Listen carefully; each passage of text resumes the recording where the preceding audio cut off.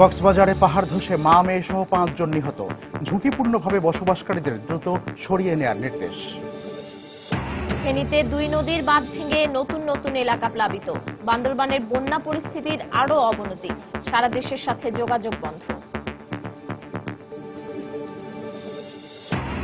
প্রবল ঢেউয়ে ভেঙে গেছে ভোলার ইলিশা ফেরিঘাটের সংযোগ সড়ক। অনির্দিষ্টকালের জন্য ভোলা লক্ষ্মীপুর ফেরি চলাচল বন্ধ। নদীর দুই পাড়ে আটকা পড়েছে শতাধিক যানবাহন। নোয়াখালীর মিলন হত্যার 4 বছর পর কাউকেই অভিযুক্ত না করে চূড়ান্ত প্রতিবেদন দাখিল। চাপের মুখে মামলা তুলে নিলেন মা। এবং বৃষ্টির কারণে যথাসময়ে আড়তে পৌঁছাতে পারছেন না ব্যবসায়ীরা। পচে নষ্ট হচ্ছে রাজশাহীর আম, লোকসানে আড়তদাররা। প্রক্রিয়াজাত শিল্প কারখানা স্থাপনের তাগিদ।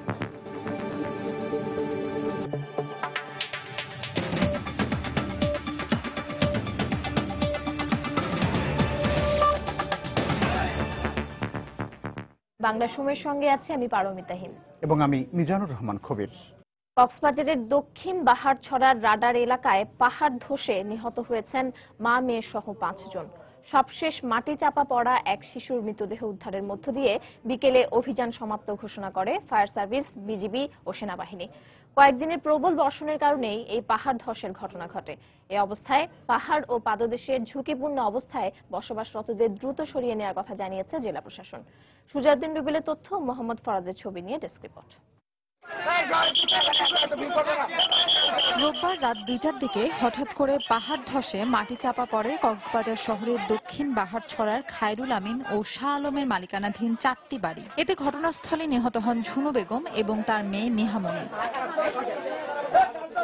খবর পেয়ে দ্রুত ঘটনাস্থলে গিয়ে উদ্ধার কাজ শুরু করে ফায়ার সার্ভিস। এরপরই উদ্ধার কাজে যোগ দেয় সেনাবাহিনীর একটি দল ও বিজিবি। এ সময় জীবিত উদ্ধার করা হয় 6 জনকে। তাদেরকে আহত অবস্থায় পাঠানো হয় কক্সবাজার সদর হাসপাতালে। সেখানে চিকিৎসাধীন অবস্থায় মারা যান আরও 2 জন। পরে বিকেলে নিখোঁজ আরও একজনের লাশ উদ্ধারের পর উদ্ধার তৎপরতা শেষ ঘোষণা করা হয়। সর্বশেষ আমরা 5টা মৃতদেহ এবং 2 জন আহত লোক উদ্ধার করে।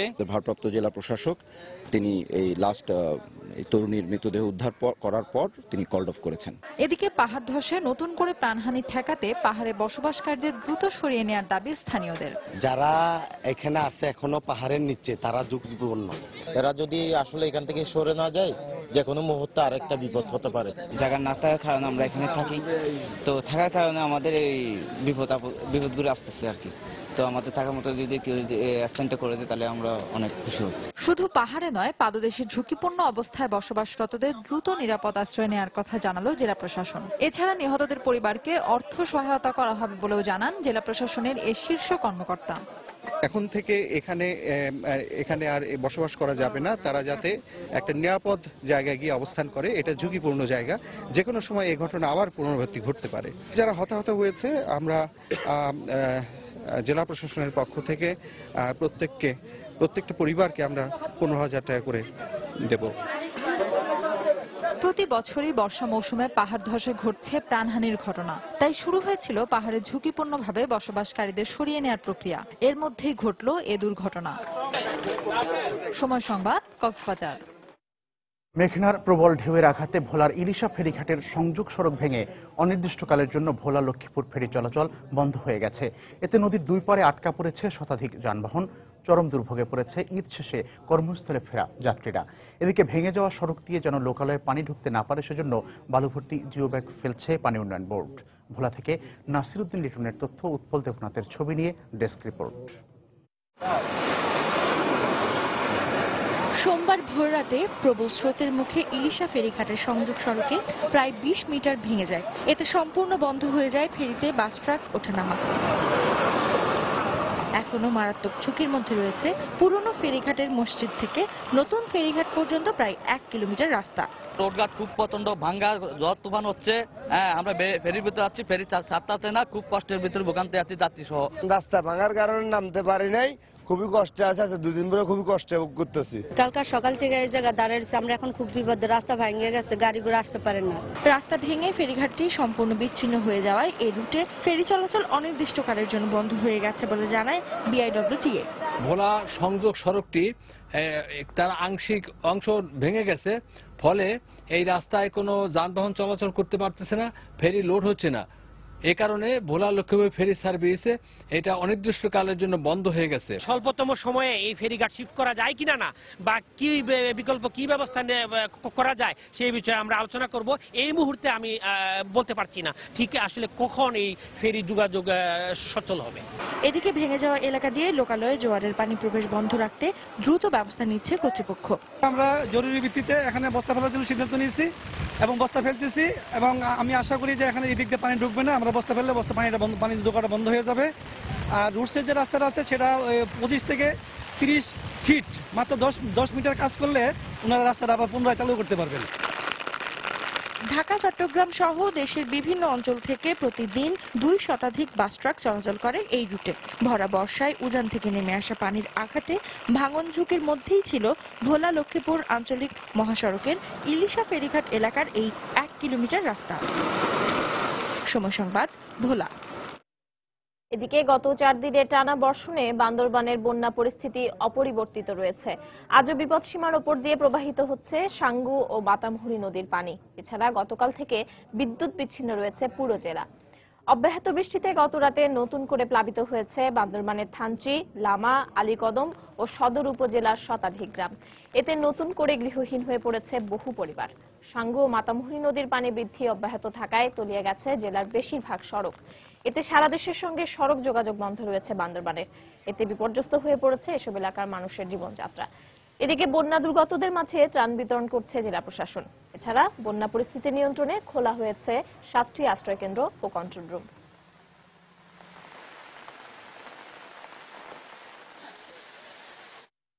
মুহুরী নদীর পর প্রবল বর্ষণ ও পাহাড়ি ঢলে ফেনীর কহুয়া নদীর একটি স্থানে বাঁধ ভেঙে প্লাবিত হয়েছে ফুলগাজীর আরও 3টি গ্রাম। বন্যার দ্বিতীয় দিনেও সেখানে চাহিদার তুলনায় ত্রাণের অপ্রতুলতা রয়েছে এবং ক্ষতিগ্রস্তরা দাবি করছেন স্থায়ী সমাধানের। অন্যদিকে স্থানীয় উপজেলা প্রশাসন বলছে বানভাসীদের সাহায্যের জন্য ত্রাণ তৎপরতা অব্যাহত রাখা হবে। জুলহাস তালুকদারের ক্যামেরায় বখতিয়ার মুন্নার রিপোর্ট। ভারতের ত্রিপুরা রাজ্যের পাহাড়ি ঢলে ফেনীর পরশুরামের মুহুরী নদীর পানির তোড়ে ফুলগাজীর পর এবার নতুন করে ভেঙেছে কহুয়া নদীর বৈরাগপুরের 30 মিটারের মতো বন্যা নিয়ন্ত্রণ বাঁধ। এতে ঢলের পানিতে ফুলগাজী সদর ইউনিয়নের আগের 8টির সাথে প্লাবিত হয়েছে আরও 3টি গ্রাম দক্ষিণ বড়ইয়া ও দরবারপুর ইউনিয়নের জগৎপুর এবং বসন্তপুর। পানি উন্নয়ন বোর্ড জানায় এই বাঁধের শ্রীচন্দ্রপুর, জয়পুর ও জগৎপুরের আরও 4টি স্থান রয়েছে চরম ঝুঁকিতে। দেখা দিয়েছে খাবারের সংকট। উপজেলা প্রশাসন খাবার, পানি, স্যালাইন সহ শুকনো খাবার বিতরণ করলেও তা প্রয়োজনের তুলনায় কম। আমরা আজকে 3 দিন খাওয়া খাইতে পারছি না। রাস্তাঘাট সব ভাঙি চুরি গেছে, ডুবি গেছে। এই শুকনা খাবারে আমাদের কি হবে? বারবার যে ঢলটা আসতেছে, এতে আমাদের বাড়িঘরে প্রচন্ড ক্ষতি হইতেছে। যে নদীর ভাটটা বারবার যেটা ভাঙতেছে, ওই ভাটটা যেন না ভাঙে, ওই ব্যবস্থা যাতে সরকার করে। ফুলগাজী উপজেলা চেয়ারম্যান মনে করেন পানি উন্নয়ন বোর্ড সময় মতো পদক্ষেপ নিলে ক্ষতির পরিমাণ কমবে। আমরা বারবার পানি উন্নয়ন বোর্ডকে জানিয়েছি, তারপরেও তারা শুকনা মৌসুমে মেরামত করে না। যদি শুকনা মৌসুমে মেরামত করতো, ফুলগাজী বাজার সহ সাধারণ মানুষের, কৃষকদের এত ব্যাপক ক্ষয়ক্ষতি হতো না। এদিকে ক্ষতির পরিমাণ নিরূপণের কাজ চলছে জানিয়ে ফুলগাজী উপজেলা নির্বাহী কর্মকর্তা বলেন বানভাসীদের জন্য ত্রাণ তৎপরতা অব্যাহত থাকবে। ক্ষতির পরিমাণ নির্ধারণের জন্য আমরা জনপ্রতিনিধিদেরকে জানিয়েছি, ওনারা লিখিতভাবে আমাদেরকে ক্ষতির পরিমাণ জানাবেন। যতদিন মানুষ রান্না করে খেতে পারবে না, ততদিন আমরা শুকনা খাবার বিতরণ করে যাব। পানি উন্নয়ন বোর্ড রোববার সন্ধ্যা 6টায় ফেনীর মুহুরী নদীর পরশুরাম পয়েন্টে পানি প্রবাহ রেকর্ড করেছে বিপদসীমার 69 সেন্টিমিটার নিচে। এখানকার ক্ষতিগ্রস্তরা মনে করছেন প্রায় প্রতি বছর ভাঙনের পর ত্রাণ ও সাময়িক সহযোগিতার চেয়ে বর্ষা মৌসুমের আগেই এই মুহুরী কহুয়া বন্যা নিয়ন্ত্রণ বাঁধের দুর্বল এবং ঝুঁকিপূর্ণ জায়গাগুলো মেরামত করা হলে তাদের কমবে নিত্য ক্ষতির পরিমাণটাও। ফুলগাজীর বৈরাগপুর গ্রাম থেকে বখতিয়ার মুন্না, সময় সংবাদ, ফেনী। নোয়াখালীর কোম্পানিগঞ্জে কিশোর মিলন হত্যার 4 বছর পেরুলেও ন্যায় বিচার থেকে বঞ্চিত তার পরিবার। উল্টো মামলার মূল আসামিদের কোনো সংশ্লিষ্টতা পাওয়া যায়নি উল্লেখ করে কাউকে অভিযুক্ত না করেই সম্প্রতি চূড়ান্ত প্রতিবেদন দাখিল করেছেন তদন্তকারী কর্মকর্তা। এদিকে মিলনের মা অভিযোগ করেছেন পুলিশ ও প্রভাবশালীদের চাপে আদালতে মামলা না চালানোর আবেদন জানাতে বাধ্য হয়েছেন তিনি। এ ঘটনায় ক্ষোভ প্রকাশ করে মামলা পুনঃতদন্তের দাবি জানিয়েছেন জেলা আইনজীবী সমিতির সভাপতি। 2011 সালের 27শে জুলাই মিলনকে আটকের পর ডাকাত বলে জনতার হাতে তুলে দেয় পুলিশ। লাথি, ঘুষি ও ইট দিয়ে থেতলে নির্মমভাবে হত্যা করা হয় তাকে। সাইফুল্লাহ কামরুলের পাঠানো তথ্য ও জামাল উদ্দিনের ছবি নিয়ে ডেস্ক রিপোর্ট। 2011 সালের এই দিনে নোয়াখালীর কোম্পানিগঞ্জের চর ফকিরার গিয়াসউদ্দিনের ছেলে শামসুদ্দিন মিলনকে চর কাকড়া এলাকায় আটকের পর স্থানীয় ইউপি সদস্য জামাল উদ্দিন ও এক ইউপি সদস্যার স্বামী নিজামুদ্দিন মানিক ডাকাত সাজিয়ে পুলিশের হাতে তুলে দেয়। স্থানীয়ভাবে মোবাইলে ধারণকৃত চিত্রে দেখা যায় তৎকালীন কোম্পানিগঞ্জের এসআই আকরাম উদ্দিন, কনস্টেবল আব্দুর রহিম ও হেমারঞ্জন চাকমা জনতার হাতে তুলে দিলে লাথি, ঘুষি, পিটিয়ে ও ইট দিয়ে থেতলে নির্মমভাবে হত্যা করা হয় মিলনকে। এ ঘটনায় নিহতের মা কোহিনুর বেগম বাদী হয়ে একটি হত্যা মামলা দায়ের করেন, কিন্তু ভিডিও দেখে গ্রেপ্তার করা 9 জন ও সংশ্লিষ্ট পুলিশদের নাম বাদ দিয়েই গত 5 জুলাই আদালতে চূড়ান্ত প্রতিবেদন দিয়েছে জেলা গোয়েন্দা পুলিশ। এতে ক্ষোভ প্রকাশ করে মামলার পুনঃতদন্তের দাবি জানিয়েছেন জেলা আইনজীবী সমিতির সভাপতি। আসামের 164 স্বীকারোক্তিমূলক জবানবন্দি হচ্ছিল। এটা যেহেতু পুলিশ নিজেরা জড়িত এই ঘটনায়, তারা নিজেদের বিরুদ্ধে নিজেরা মামলা চার্জশিট দিবে না, এটা শিওর হয়ে আমি যতটুকু জেনেছি যে এই বাদিনীকে, এই মামলার এজাহারকারিনীকে চাপ সৃষ্টি করে মামলা প্রত্যাহারের জন্য একটা দরখাস্ত দাখিল করেছে।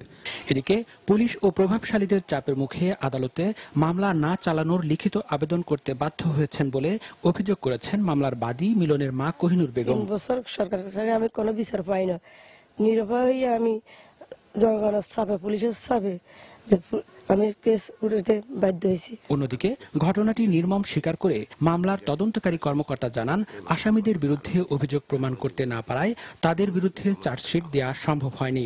আসামিদের বিরুদ্ধে কোনো কিছু প্রমাণিত না হয় মামলাটি চূড়ান্ত রিপোর্ট দাখিল করা হয়।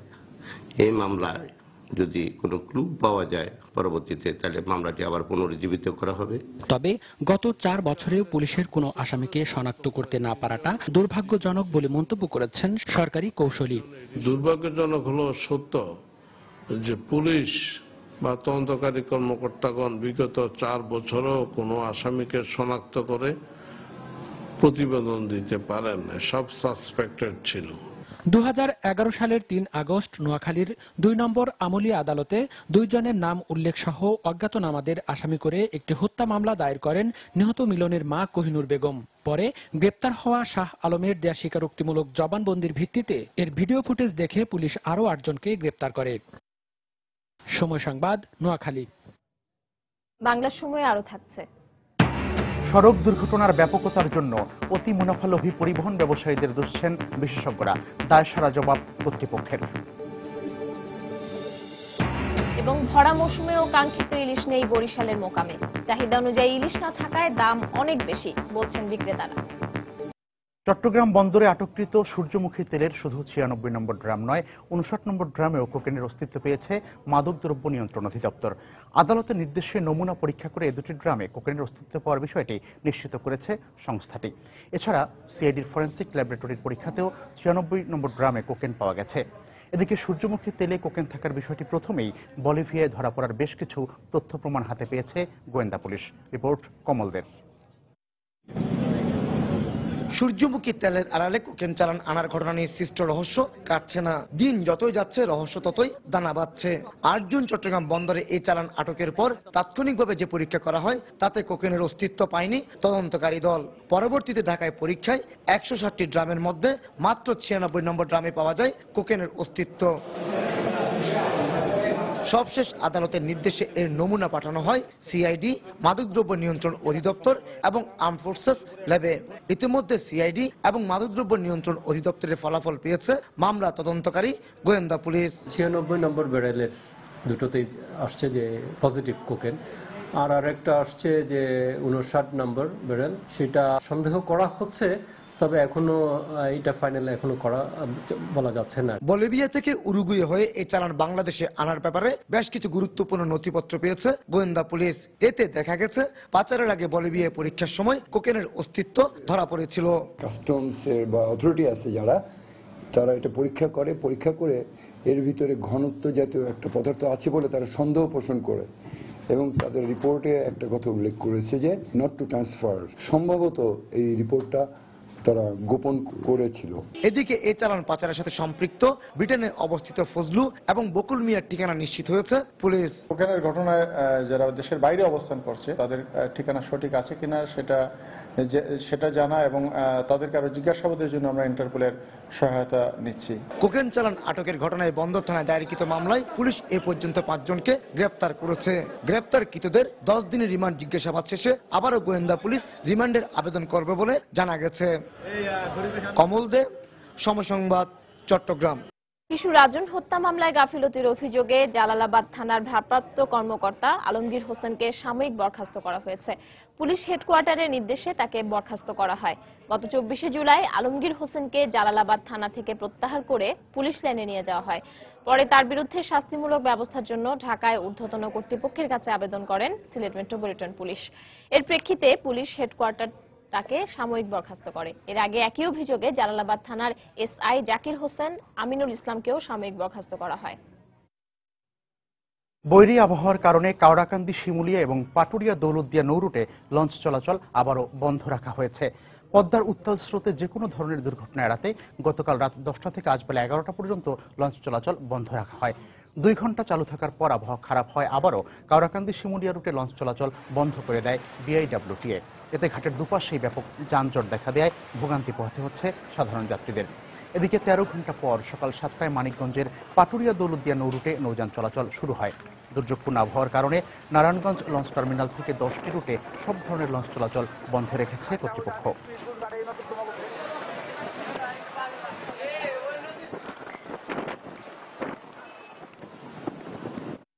শরীয়তপুরে টানা বৃষ্টিতে সৃষ্টি হয়েছে স্থায়ী জলাবদ্ধতা। এতে চরম দুর্ভোগে পড়েছেন জেলার 6টি পৌরসভা সহ বিভিন্ন এলাকার লক্ষাধিক মানুষ। স্থানীয়রা জানান, গত রাত থেকে ঝোড়ো বাতাসের সাথে শুরু হওয়া বৃষ্টিতে তলিয়ে যায় জেলার বিভিন্ন এলাকার রাস্তাঘাট, হাটবাজার এবং শিক্ষা প্রতিষ্ঠান। সকালে বৃষ্টির পরিমাণ বেড়ে গেলে প্লাবিত হয় আরো নতুন নতুন এলাকা। বাড়িঘর তলিয়ে যাওয়ায় রান্নাবান্না সহ গৃহস্থালীর কাজকর্ম নিয়ে চরম বিপাকে পড়েন মানুষ। এ অবস্থায় কর্মস্থলে যোগ দিতে না পারায় খাদ্য সংকটে রয়েছেন জেলার হাজার হাজার পানিবন্দী মানুষ।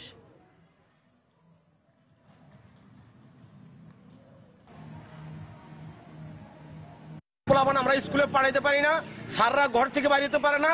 এই অবস্থা, পানি একেবারে সর্বক্ষণ পানি ভিতরে ঢুকে যায়। স্কুলে উপস্থিতিও কম, এমনকি স্কুলের চতুর্পাশে পানি থাকায় দেখা যায় যে বাচ্চারা যে কোনো একটা দুর্ঘটনা ঘটতে পারে। এই জন্য সবসময় ক্লাসগুলো আটকে আমরা শ্রেণী কাজ করতেছি। এই ময়লা আবর্জনার জন্য আমরা ঘর থেকে বাইরে যেতে পারি না।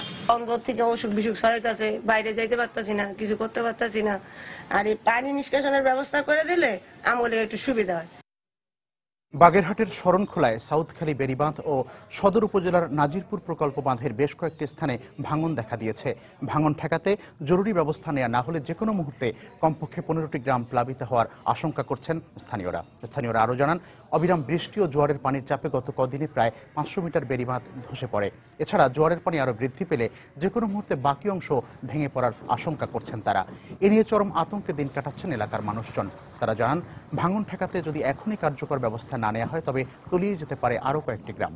এদিকে ভাঙন ঠেকাতে ইতিমধ্যেই প্রয়োজনীয় ব্যবস্থা নেওয়া হয়েছে বলে দাবি করেছেন জেলা পানি উন্নয়ন বোর্ডের নির্বাহী প্রকৌশলী।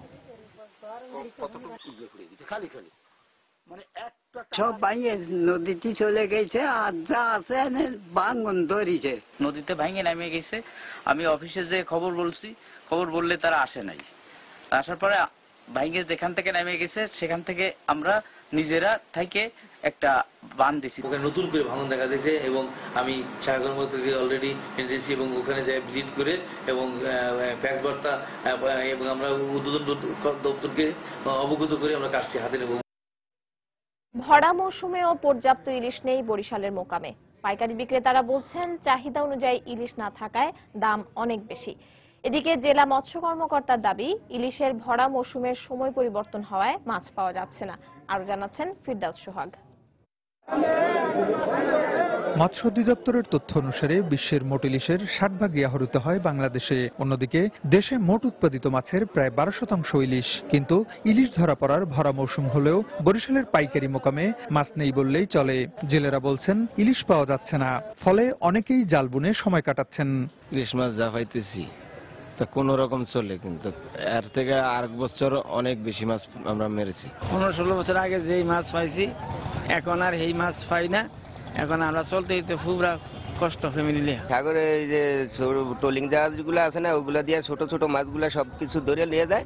এই কথাকে আমরা মাছ পাই না। পাইকারি বিক্রেতারা জানালেন সরবরাহ কম হওয়ায় দামও বেশি ইলিশের। যে পরিমাণ ইলিশ আসার কথা তার চাইতে ব্ল্যাকে বর্ডার সাইড দিয়ে বেশি পরিমাণ চলে যায়, যার জন্য ইলিশের দামটাও খুব বেশি থাকে। এদিকে জেলা মৎস্য কর্মকর্তা বলছেন ইলিশের মৌসুমের সময়ের পরিবর্তন হওয়ার কারণেই মাছ পাওয়া যাচ্ছে না। আগে ছিল যেটা আষাঢ় শ্রাবণ ভাদ্র, এখন আমরা দেখছি যে ভাদ্র আশ্বিন কার্তিক এই সময় ইলিশের ভরা মৌসুম। গেল বছরে আমাদের 122 মেট্রিক টন এই মাসেই আহরণ এখানে ল্যান্ডিং হয়েছিল, সেই তুলনায় এবছর দেখছি 161 মেট্রিক টন ইতিমধ্যেই গতকাল পর্যন্ত ল্যান্ডিং হয়েছে। তাহলে বোঝা যাচ্ছে যে ইলিশের আহরণ কমে নাই, তবে সাগরে আহরণ হচ্ছে বৈরী আবহাওয়ার কারণে জেলেরা এখন ধরতে পারছে না। পাইকারি ইলিশ বিক্রেতারা জানান এখানকার ইলিশ মোকামে বর্তমানে প্রতিদিন 2 থেকে 300 মণ ইলিশ কেনাবেচা হচ্ছে, অথচ বিগত বছরগুলোতে এই সময়টাতে কেনাবেচার পরিমাণ ছিল 2 থেকে 3000 মণ। ফেরদাউস সোহাগ, সময় সংবাদ, বরিশাল। বৃষ্টির কারণে দেশের বিভিন্ন স্থান থেকে ব্যবসায়ীরা যথাসময়ে রাজশাহীতে পৌঁছাতে না পারায় আড়তগুলোতে অনেক আম পচে নষ্ট হয়ে গেছে। এতে লোকসান গুনতে হচ্ছে ব্যবসায়ীদের। এ অবস্থায় ব্যবসায়ী নেতারা আম প্রক্রিয়াজাত শিল্প কারখানা গড়ে তোলার তাগিদ দিয়েছেন। অন্যদিকে ফল গবেষকরা বলছেন এই অঞ্চলের আম রপ্তানি হলে ভালো দাম পাবেন ব্যবসায়ীরা। হাবিবুর রহমান পাপ্পুর তোলা ছবিতে বিস্তারিত জানাচ্ছেন সাইফুর রহমান রকি। আমের মৌসুম প্রায় শেষ হতে চলেছে। বাজারে আশিনা ছাড়া অন্য কোনো আম নেই। গেল কয়েকদিন বৃষ্টির কারণে আড়তে রাখা আশিনা আম কিনতে বাহির থেকে ব্যবসায়ী আসেনি। ফলে রাজশাহীর বানেশ্বরে আড়তে মনকে মন আম পচে নষ্ট হয়ে যাচ্ছে। এতে লোকসানের মুখে পড়েছেন ব্যবসায়ীরা। আমের ব্যাপক পরিমাণ ক্ষতি। বৃষ্টিজনিত কারণে পরিপূর্ণ ফল আপনার এমনিতে নষ্ট হয়ে যায়। গাছে যখন রস হয়ে যেতে দেখতেন এটা ফেটে যায়, ফেটে যাওয়ার পর এটা মাটিতে পড়ে যায়। গতবার গেছিল 200 মণ, সে আমরা পাইল 700-800 মণ। লিভারের পয়সা তো কম নাই, লিভারের দাম বাড়িছে, ওষুধের দাম বাড়িছে। যে গাছের দাম লাগতো 50,000 তার লাগে 10,000, এই পর্যাম 60% পাইছে, 12 আনা 25 সব পড়ে গেছে। যারা আম তৈরি করেছে তাদের কোনো টাকাই পায়নি, এবারকে আমের গাছ কাটা শুরু করবে গৃহস্থরা।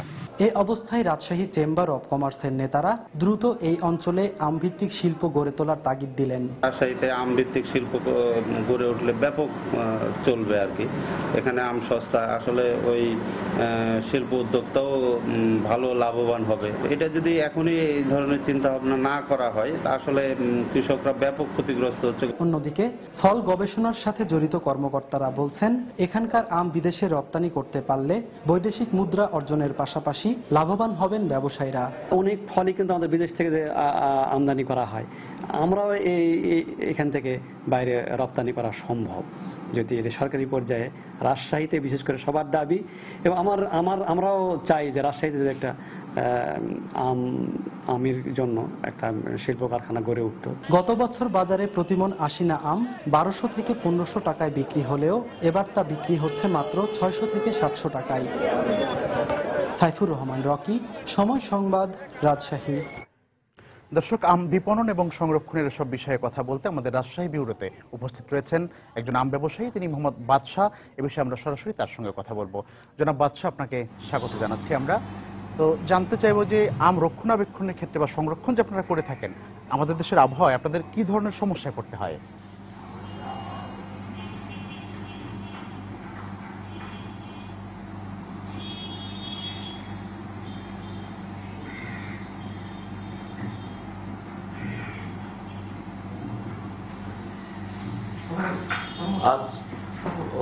আচ্ছা, ঠিক আছে। তাহলে আমাদের এই যে আবহাওয়াতে এবার আম খুবই মনে করেন প্রচুর ক্ষতি হয়েছে। এই ক্ষতিতে জন্য আমাদের মনে করেন ব্যবসা বাণিজ্য খুবই এবার খারাপ, বাগানও খুব খারাপ, এবার দোকানও খুব খারাপ। এক্ষেত্রে আসলে সমস্যাটা কি আপনাদের এলাকায়? আমাদের এলাকায় সমস্যাটা কোনো কিছু সমস্যা না, সমস্যাটা হলো এবারকার বাগানে ব্যবসা বাণিজ্য এবারকার খুবই খারাপ, আর বৃষ্টির জন্য আরো ব্যবসা খারাপ। দোকানে প্রচুর আম পচে গেছে। এইসব আম পচে যাওয়ার জন্য খুব মনে করেন আমাদের ব্যবসা বাণিজ্য ক্যাশ মনে করেন যে একেবারেই শেষ। এখন তো বৃষ্টির সমস্যা, এছাড়া আর কি কি সমস্যা আছে বলে আপনি মনে করেন, যেহেতু দীর্ঘদিন যাবত আপনাদের এলাকায় আম উৎপাদন হচ্ছে?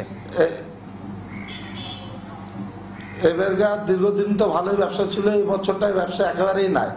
যেরকম মনে করেন যে আমাদের টার্গেট ছিল বাগানে বিক্রি হবে, যে বাগান 5 লাখ টাকা, সে বাগান বিক্রি হয়েছে 1 লাখ টাকা। দোকানে নিয়ে আনছি, এর আম তো সব একসাথে পেকেছে, এবার আম একসাথে সবই পেকে গেছে। রানী আঠি গুটি মানে যা ছিল সব একসাথে পেকেছে। জনাব বাদশা, আপনাকে ধন্যবাদ জানাচ্ছি। রাজশাহী ব্যুরো থেকে আমাদের সঙ্গে যোগ দিয়েছিলেন আম সংরক্ষণ এবং বিপণন পরিস্থিতি সহ বিভিন্ন বিষয় নিয়ে একজন আম ব্যবসায়ী মোহাম্মদ বাদশা। যাচ্ছি পরের খবরে। ঈদের আগেও পরে গত 2 সপ্তাহে সারা দেশে সড়ক দুর্ঘটনায় মারা গেছেন প্রায় 250 যাত্রী। শুধুমাত্র ঈদের সময় নয়, সড়ক দুর্ঘটনায় অনাকাঙ্ক্ষিত এই মৃত্যুর মিছিল চলে সারা বছর জুড়ে। মাত্রাতিরিক্ত দুর্ঘটনারই কারণ হিসেবে নিয়ন্ত্রণ সংস্থার সীমাবদ্ধতা আর অতি মুনাফালোভী পরিবহন ব্যবসায়ীদের দোষছেন যোগাযোগ বিশেষজ্ঞরা। তবে বাংলাদেশ সড়ক পরিবহন কর্তৃপক্ষের দাবি, দুর্ঘটনা রোধে তারা সচেষ্ট রয়েছেন। রিপোর্ট সজল দাসের। মহাসড়কে বাস ট্রাকের সাথে পাল্লা দিয়ে চলছে সিএনজি অটোরিকশা। এছাড়া রয়েছে অদক্ষ চালক আর ফিটনেসবিহীন গাড়ি, যা দুর্ঘটনার আশঙ্কা বাড়িয়ে দেয় কয়েক গুণ। ঈদের আগে ও পরে সারা দেশে মহাসড়কে যে মৃত্যুর মিছিল নামে, সেখানে ঝরে যায় বহু মূল্যবান প্রাণ। শুধুমাত্র গত 2 সপ্তাহে ছোট বড় 30টি দুর্ঘটনায় মারা গেছেন 250 যাত্রী। এ দুর্ঘটনার কারণ হিসেবে অতি মুনাফালোভী চালকদের দুষছেন Bangladesh road transport authority BRTA। দুর্ঘটনা রোধে সরকার সচেষ্ট ছিল বলেও দাবি সংস্থাটির। বৃষ্টি ছিল, পিচ্ছিল পথ ছিল এবং ড্রাইভার খালি রাস্তা পেয়ে একটা বেপরোয়া গতিতে গাড়ি চালাইছে। এটা একটা দুর্ঘটনার অন্যতম একটা কারণ। প্রত্যেক দিন ঈদের আগেও পরে ঢাকা শহরের প্রবেশ মুখে ভ্রাম্যমাণ আদালত ছিল আমাদের, যেগুলো নিয়ন্ত্রণ করার ব্যাপারে আমরা আন্তরিক ছিলাম। এরপরে যে দুর্ঘটনা ঘটে গেছে, এটার জন্য আমরা দুঃখিত। প্রতি বছর ঈদের আগে ও পরে বড় ধরনের সড়ক দুর্ঘটনা নতুন কিছু নয়। শুধু সচেতনতা বৃদ্ধি নয়, রাজনৈতিক সদিচ্ছার উপরও জোর বিশেষজ্ঞদের। ম্যাক্সিমাম গাড়িগুলি আনফিট, এটা হলো একটা কারণ। আর ড্রাইভার যারা গাড়ি চালান, তারা কন্টিনিউয়াস গাড়ি চালান, রেস্টের কোনো টাইম নেই। হাইওয়েতে আপনার স্লো মুভিং গাড়ি চলার কোনো নিয়ম পৃথিবীর কোনো দেশে নেই, অথচ আমরা সিএনজি 3 হুইলার ভেহিকেল চালাই। আমরা দেখছি বহুবার স্টেপ নিয়েছে সরকার, কিন্তু আলটিমেটলি পারে না, because of the political absence of political commitment. তবে শুধুমাত্র বিশেষ সময়ে অতিরিক্ত ব্যবস্থা না নিয়ে দুর্ঘটনা রোধে স্থায়ী পদক্ষেপ নেওয়ার দাবি যাত্রীদের। দেশের যোগাযোগ ব্যবস্থার উন্নয়নের পাশাপাশি সড়ক দুর্ঘটনা প্রতিরোধে নেওয়া হয়েছে নানা পদক্ষেপ, কিন্তু তারপরও সড়ক দুর্ঘটনা কমছেই না। যোগাযোগ বিশেষজ্ঞরা বলছেন, সড়ক দুর্ঘটনা প্রতিরোধে পরিবহন সংশ্লিষ্টদের সচেতনতার পাশাপাশি প্রয়োজন আইন শৃঙ্খলা রক্ষাকারী বাহিনীর কঠোর পদক্ষেপের। ঢাকা সিলেট মহাসড়কের নরসিংদী থেকে সজল দাস, সময় সংবাদ। নওগাঁ বিএসএফ এর গুলিতে নিহত হয়েছেন জিয়াউর রহমান নামে এক গরু ব্যবসায়ী। সাপাহার উপজেলার আদাতলী সীমান্ত এলাকায় এই ঘটনা ঘটে।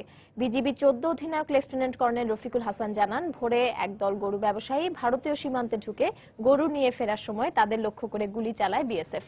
এ সময় অন্যরা পালাতে পারলেও গুলিবিদ্ধ হয়ে ঘটনাস্থলেই মারা যান জিয়াউর রহমান। এদিকে লাশ ফেরত আনতে বিজিবিকে চিঠি দিয়েছে ভারতীয় সীমান্তরক্ষী বাহিনী বিএসএফ।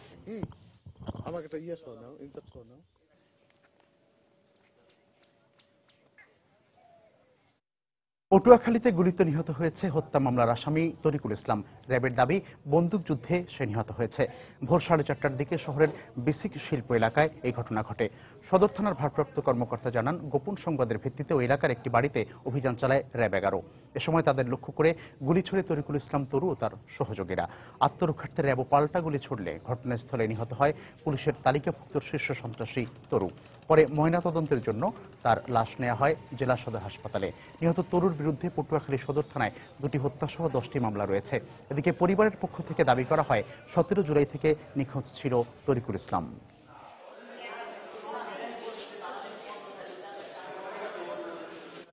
ব্রাহ্মণবাড়িয়ায় এক শিক্ষিকাকে ধর্ষণ চেষ্টার অভিযোগে একজনকে আটক করা হয়েছে। গতকাল বিকেলে স্থানীয় জনগণের সহযোগিতায় পুলিশ ওই যুবককে আটক করে। নাসিরনগর উপজেলার গোয়ালনগর ইউনিয়নের সোনাতলা গ্রামে এ ঘটনা ঘটে। পুলিশ জানায়, স্কুলে যাওয়ার পথে প্রতিদিন ওই শিক্ষিকাকে উত্ত্যক্ত করত কাউসার।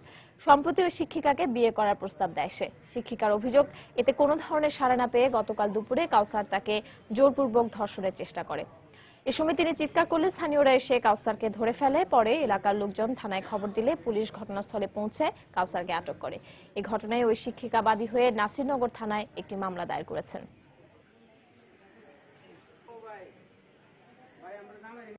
আসা যাওয়া করার পথে প্রায় ওই ছেলেটা উত্ত্যক্ত করতো, তারপর প্রায় 6 মাস এরকম করতো।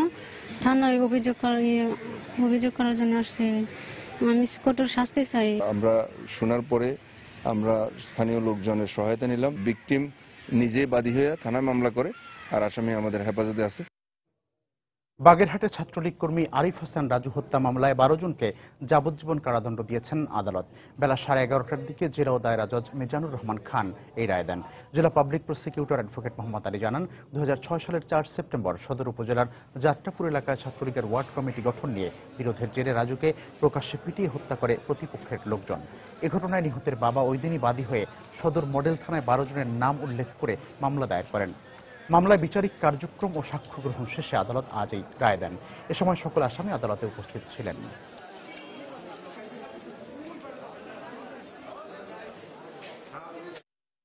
নারায়ণগঞ্জে স্বামীর ছুরিকাঘাতে মাকসুদা বেগম নামে এক গৃহবধূকে হত্যার অভিযোগ উঠেছে। ঘটনার পর থেকে নিহতের স্বামী রনি পলাতক রয়েছে। এ ঘটনায় জিজ্ঞাসাবাদের জন্য 3 জনকে আটক করেছে পুলিশ। পুলিশ ও প্রতিবেশীরা জানায়, ভোরে সিদ্ধিরগঞ্জ উপজেলার পাইনাদি এলাকায় পারিবারিক কলহের জের ধরে রনি তার স্ত্রী মাকসুদাকে ছুরি দিয়ে আঘাত করে পালিয়ে যায়। এ সময় তাদের 9 বছরের ছেলে সুমনের চিৎকারে প্রতিবেশীরা ছুটে গিয়ে মাকসুদা বেগমকে উদ্ধার করে ঢাকা মেডিকেল কলেজ হাসপাতালে ভর্তি করে। পরে চিকিৎসাধীন অবস্থায় তার মৃত্যু হয়। খবর পেয়ে পুলিশ ঘটনাস্থল পরিদর্শন শেষে সেখান থেকে আলামত হিসেবে রক্তমাখা চাদর এবং একটি ছুরি জব্দ করে। এ ঘটনায় নিহতের স্বামী রনির বোন ও ভাবিকে জিজ্ঞাসাবাদের জন্য আটক করেছে পুলিশ।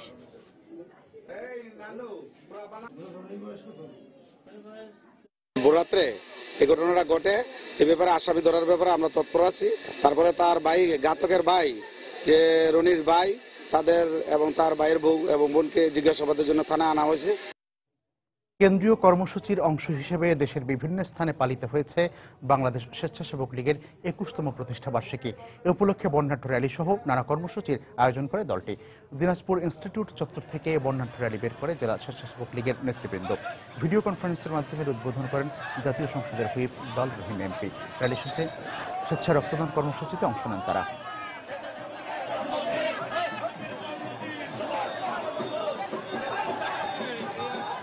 দুপুরে বগুড়ায়ও একটি মিছিল বের করা হয়। মিছিলটি শহরের সাতমাথা এলাকা ঘুরে টেম্পল রোডে দলীয় কার্যালয়ের সামনে গিয়ে শেষ হয়। পরে সেখানে সংক্ষিপ্ত সমাবেশ করেন দলের নেতাকর্মীরা।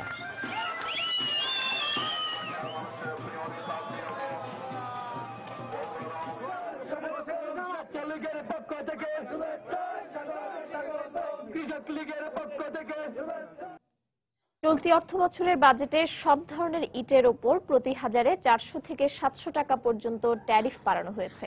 এতে 1000 ইট কিনতে ক্রেতাকে গুনতে হবে অতিরিক্ত 300 টাকা।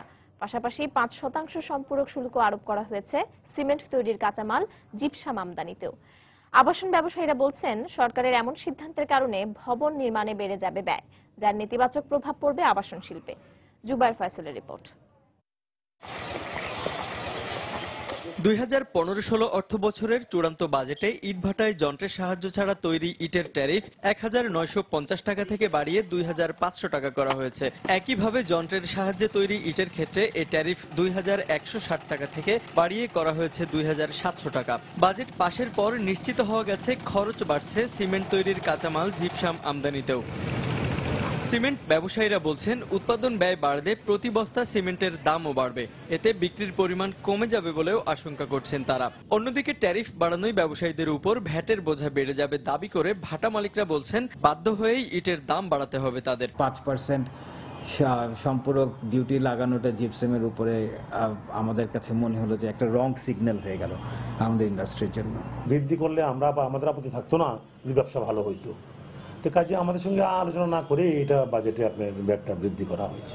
ভবন নির্মাণে আনুষঙ্গিক এসব উপাদানের দাম বাড়লে আবাসন শিল্প মারাত্মক ক্ষতিগ্রস্ত হবে বলে মনে করছেন ব্যবসায়ীরা। তারা বলছেন, নির্মাণ ব্যয় বাড়লে শুধুমাত্র ফ্ল্যাটেরই দাম বাড়বে না, বরং এর সঙ্গে পাল্লা দিয়ে কমবে এখাতে বিনিয়োগের পরিমাণও। এই সেক্টরকে বাঁচাতে হলে সেক্টরের সাথে যে সমস্ত রিলেটেড র মেটেরিয়ালস গুলো আছে, যেগুলো আমাদের আমদানি করতে হয়, এগুলোর উপরে ট্যাক্সটা কমাইতে হবে। এই সময় গত বছর ইটের দাম 3000, ইটের দাম ছিল হলো 15000 টাকা, সেই ইটের দাম এখন 30000 টাকা। ইটের এত ক্রাইসিস তৈরি হয়েছে, তাই সেইখানে এরপরে যদি আবার আপনার ট্যাক্স বসানো হয় এক্সট্রা, তাহলে তো সেটা কোথায় যা দাঁড়াবে আমরা জানি না। তবে চলতি বাজেটে ছোট ফ্ল্যাটের মূল্য সংযোজন কর কমানোর সঙ্গে অপ্রদর্শিত অর্থ বিনিয়োগের সুযোগ অব্যাহত রাখায় ফ্ল্যাট বিক্রি বেড়ে যাওয়ারও প্রত্যাশা করছেন ব্যবসায়ীরা।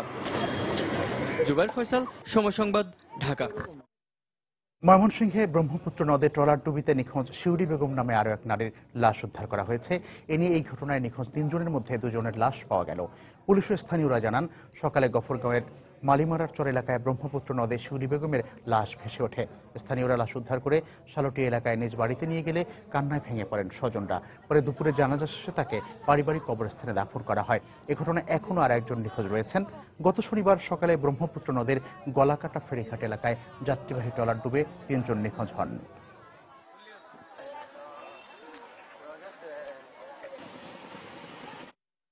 চাঁপাইনবাবগঞ্জে দুপক্ষের সংঘর্ষে 22 জন আহত হয়েছেন। সকালে সদর উপজেলার ইসলামপুরে এই ঘটনা ঘটে।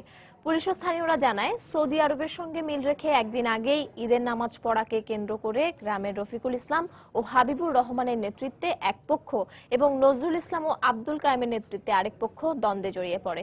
এরই জের ধরে সকালে দুপক্ষের মধ্যে সংঘর্ষ বাধলে ককটেল ও ধারালো অস্ত্রের আঘাতে অন্তত 22 জন আহত হন। এদের মধ্যে 3 জনের অবস্থা গুরুতর হওয়ায় তাদের রাজশাহী মেডিকেলে পাঠানো হয়। খবর পেয়ে পুলিশ ঘটনাস্থলে এসে পরিস্থিতি নিয়ন্ত্রণে আনে, তবে এই ঘটনায় এখনো কাউকে গ্রেপ্তার করতে পারেনি পুলিশ।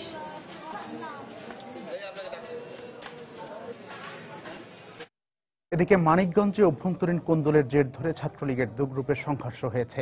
এ ঘটনায় আহত হয়েছে অন্তত 10 জন। এদের মধ্যে কয়েকজনকে সদর হাসপাতালে ভর্তি করা হয়েছে। পুলিশ জানায়, ছাত্রলীগের নবনির্বাচিত কেন্দ্রীয় কমিটিকে অভিনন্দন জানাতে বাস স্ট্যান্ড এলাকায় জড়ো হয়ে আনন্দ মিছিলের প্রস্তুতি নেয় জেলা ছাত্রলীগ। এ সময় যুবলীগ ও শ্রমিক লীগের কিছু নেতাকর্মীর সঙ্গে যুক্ত হয়ে পদবঞ্চিত ছাত্রলীগ কর্মীরা সেখানে অবস্থান নেওয়ার চেষ্টা করলে উত্তেজনার সৃষ্টি হয়। এক পর্যায়ে উভয় পক্ষ সংঘর্ষে জড়িয়ে পড়ে। খবর পেয়ে পুলিশ ঘটনাস্থলে গিয়ে পরিস্থিতি নিয়ন্ত্রণে আনে।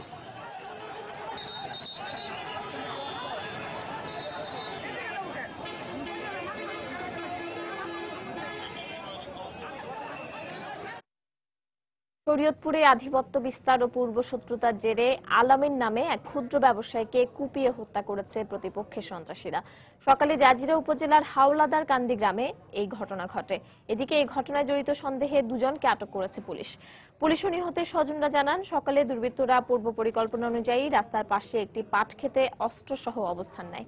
এ সময় আলামিন ও তার চাচাতো ভাই বাজারে যাওয়ার সময় সন্ত্রাসীরা তাদের উপর আক্রমণ করে। এ সময় তাদের চিৎকার শুনে বাড়ির লোকজন ও স্থানীয়রা এগিয়ে গেলে সন্ত্রাসীরা পালিয়ে যায়। পরে রক্তাক্ত অচেতন অবস্থায় আলামিনকে উপজেলা স্বাস্থ্য কমপ্লেক্সে নিয়ে গেলে কর্তব্যরত ডাক্তার তাকে মৃত ঘোষণা করেন। এই ঘটনায় নিহতের বড় ভাই বাদী হয়ে 34 জনকে আসামি করে জাজিরা থানায় একটি হত্যা মামলা দায়ের করেছেন।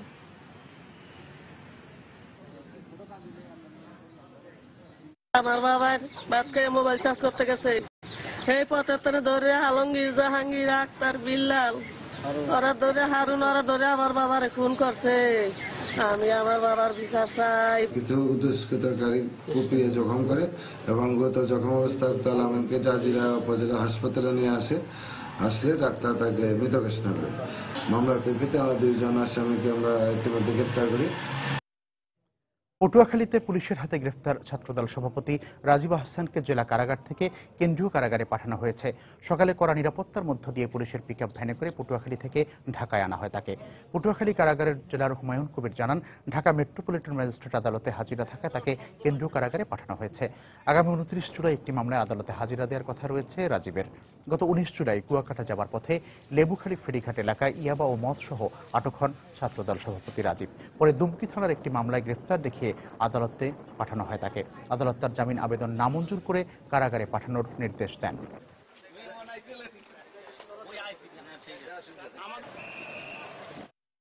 রাজশাহীতে উন্মুক্ত জলাশয়ে মাছের পোনা অবমুক্ত করেছে বাংলাদেশ পুলিশ সার্ভিস অ্যাসোসিয়েশন।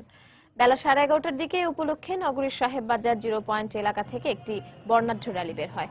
এতে বাদ্যযন্ত্র সহ মৎস্য বিভাগ ও পুলিশ প্রশাসনের কর্মকর্তারা অংশ নেন। পরে মিছিলটি শহরের বড়কুঠির এলাকার পদ্মাপাড়ে গিয়ে শেষ হয়। এ সময় সেখানে বিভিন্ন প্রজাতির মাছের পোনা অবমুক্ত করেন কর্মকর্তারা।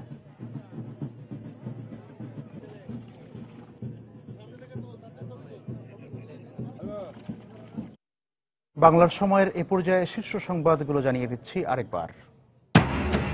কক্সবাজারে পাহাড় ধসে মা মেয়ে সহ 5 জন নিহত। ঝুঁকিপূর্ণভাবে বসবাসকারীদের দ্রুত সরিয়ে নেওয়ার নির্দেশ। ফেনীতে 2 নদীর বাঁধ ভেঙে নতুন নতুন এলাকা প্লাবিত। বান্দরবানের বন্যা পরিস্থিতির আরও অবনতি, সারা দেশের সঙ্গে যোগাযোগ বন্ধ।